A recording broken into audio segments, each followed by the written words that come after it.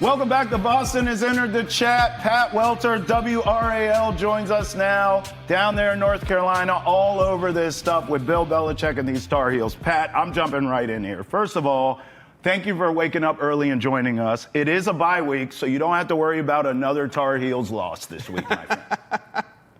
Yeah, and I guess that's about as close as you're going to get it to a win these days with Bill Belichick. Wow, what a crazy 48 hours here. All the things that we reported about Bill Belichick, I've gotten next to no pushback on from anyone at UNC, and the information continues to come out. Oh, my God. All right, let's. There's so much to get to. I want to start with Hulu, because I saw a tweet yesterday that said, like, this documentary that has been shot, being edited, is in progress, is no longer. Here's a tweet right here from Inside Carolina. UNC is no longer moving forward with the in-season documentary with Hulu. Sources close to the program tells Inside Carolina. The team announced its plan in August to collaborate with Hulu to showcase the team this season, and now the plug is pulled. What happened, Pat? What the hell is going on here, bro? Yeah, we were on this because Saturday we're looking around, and, last couple of weeks, since this was announced, you would see a documentary crew. You'd see the audio guy with the boom mic walking around, a producer, a couple crew members following Belichick and the team around. And this is the Clemson game, which sure wasn't what we thought it would be with 1-3 Clemson and 2-2 Carolina, but still maybe the biggest, most hyped game on UNC's entire schedule. And there's no documentary crew to be found. So we talked to the PR staff in North Carolina, and they confirmed that they were not there Saturday. And reading between the lines, you kind of knew that something was up. Why would you want to air what's going on behind the scenes when it's been such a disaster? And then lo and behold, that Inside Carolina report comes out. And then my coworker, Brian Murphy, actually confirmed it directly with Hulu late last night. So, yeah, it is real. It is true. And the joke I keep seeing out there is that the footage is real. The footage exists. Yeah. To quote Zoolander, the files are in the computer. Yes. Great quote. Well done. Look, for all the people out there that spent years reading all the Seth Wickersham stories about the drama in New England, the Palace coup, and Belichick versus Kraft versus Brady and the egos, this is the UNC version. I highly recommend reading this deep dive into what's going on that Pat put together, because it's fascinating, and there are so many elements of it, and a good chunk of it, especially as you talk to parents, granted, anonymity because they're afraid of pushback, retaliation from the coaching staff, is this divide between like the Mac Brown guys who, preceded this Belichick regime, and obviously the guys that have come along with Bill. And we had a story, come out last night here that now there's a suspension for the cornerbacks coach, Armand Hawkins, for the improper benefits that were acknowledged, within this article, given to, again, one of the new Belichick guys about sideline passes for family that other players' families didn't receive. And I just wonder, getting into sort of the meat of this thing, Pat, if this is the beginning of the end, if Belichick is out after this year, it's a $20 million buyout, which UNC obviously can find the money. And it's a basketball school, not a football school. This is embarrassment. They could just get rid of Belichick if they want to. But I wonder if this is setting up them trying to avoid paying him anything and putting together the case of, well, he broke rules and we don't need to give him any of what is in that contract. Wow. Yeah, and I think this athletic story about the cornerbacks coach is an example now of blood in the water, right? Like, you have the reporting that we did, that we've been working on since the spring, and then that sets off a firestorm here where now you have every major college football reporter in the country trying to sink their teeth into this. And now you see the information is just completely flooding out. And I'm working basically as we speak to confirm details that I've heard that I wasn't allowed to put in the piece after getting reviewed from my legal department that are pretty inflammatory. So there's more things that are going to come. And that athletic article is just one example of what could potentially be many. And I think what's striking about some of the particular details there when you talk about impermissible benefits, the story, another follow-up story I broke yesterday morning was that players and really the entire athletic department at UNC received a message reminding them not to sell their tickets to games. And it had a little bit of a lighthearted tone to it. It's like, rules have changed, but this is actually still something that could affect your eligibility. it's funny now we're in the NIL era. We kind of forget that literally everything isn't okay. You know what I mean? Yes, you can get paid, but there are still ways that you can get in trouble with the NCAA. And that was one of them, because through multiple sources I was hearing from, players were selling their tickets at UNC. And the past, and really just talking to some other college football players, the practice here is it's one of community.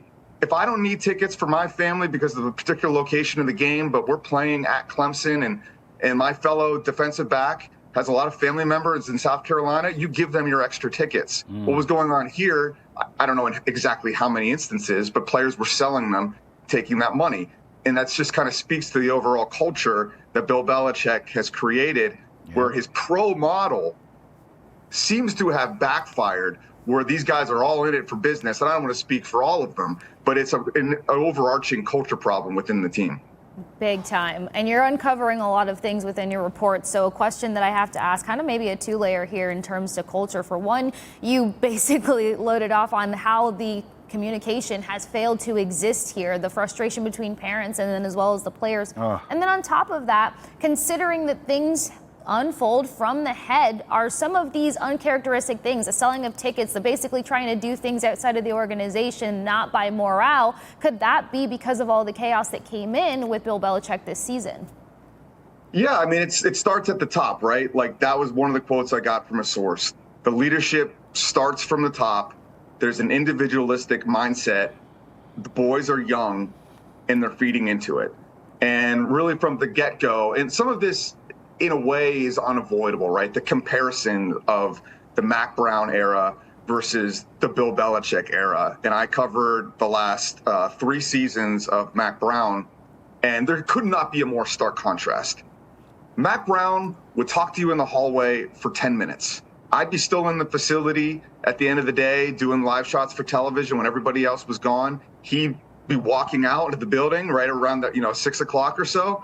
I talked to him in the hallway, and he would tell me some things on background or off the record about just shedding some light on why things are the way that they are. And he had that same kind of open door policy with players, with parents, and it went for the whole staff, with donors. I mean, when he got fired last Thanksgiving, people were very upset. And this is coming off a guy that had got embarrassed at James Madison, got embarrassed at your own Boston College, which ended up being the fork in him to be done. And I was trying to break this kind of story last year, and you couldn't really do it because of the loyalty to Mac Brown. So you're seeing really the complete opposite here with Bill Belichick. And in a vacuum, that's okay. There are different ways to coach and run a program. But when you see the results that we've seen on the field, where they hired Bill Belichick to take UNC to the next step, potentially, they have taken a massive step backward. They are now one of the statistically worst teams in all of college football. All of college football. And I have trouble accepting that the talent on this roster is reflective of that. And that speaks to the overall level of coaching and the way that Bill Belichick has run this program. Wow. Pat, you brought up BC, so I'm going to go there. A team we just saw come here and win was Cal. And now UNC has this bye week, but then they go to Berkeley to play Cal. You got absolutely smoked by UCF and Clemson. I mean, brother, if they go to Berkeley and get smoked, that's 3 losses in a row, all beatdowns. Then the schedule, you get UVA, who's really good this year. You go to Cuse, who's tough. There's no easing up here for Belichick. I guess my question to you is this. Is there a world in which that you can see this guy gets fired in season? Buyout be damned. 20 mil to us is a lot of money, but to UNC, man, get lost. Take your money and beat it.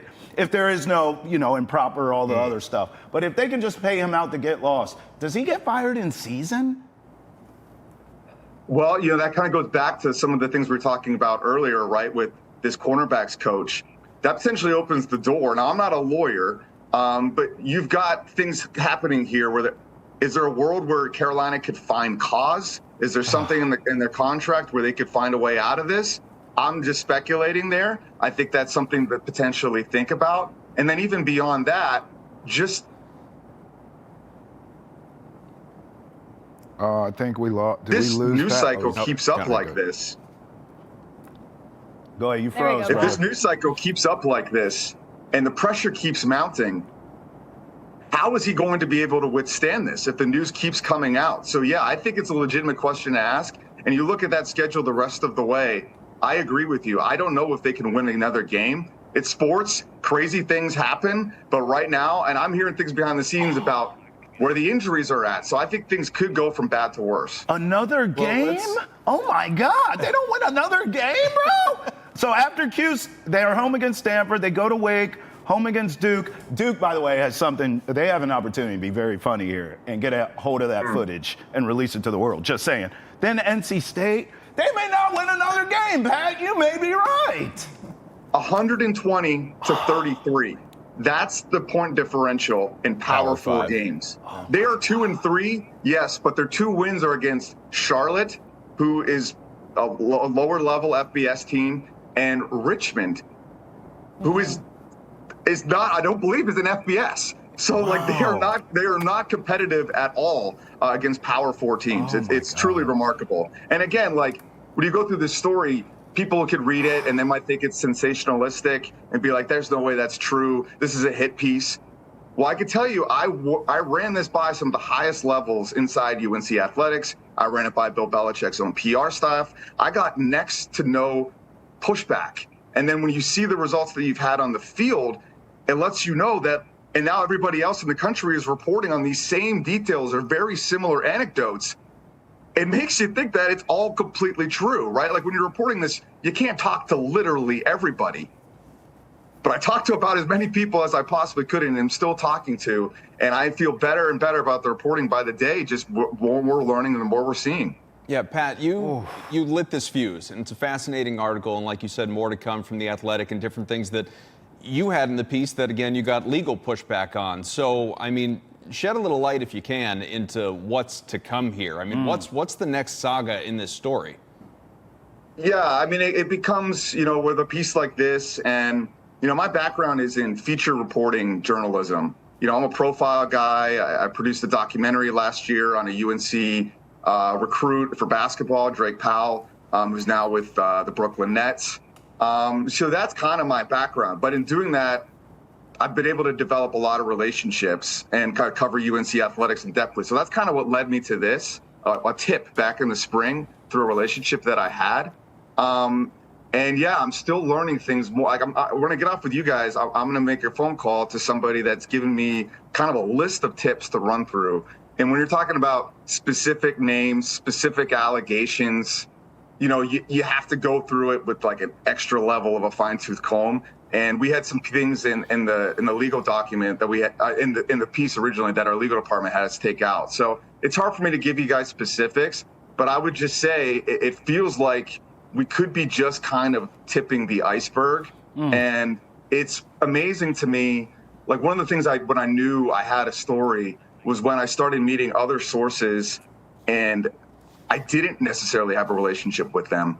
And immediately they were giving me quotes like these click-worthy quotes of like disaster, unorganized. When you're talking to a parent, my son has no idea what's going on. And these were like the first words out of people's mouths. And it sounds like I'm being dramatic, but like this is the energy that's been given to me and I'm just putting it back out into the world.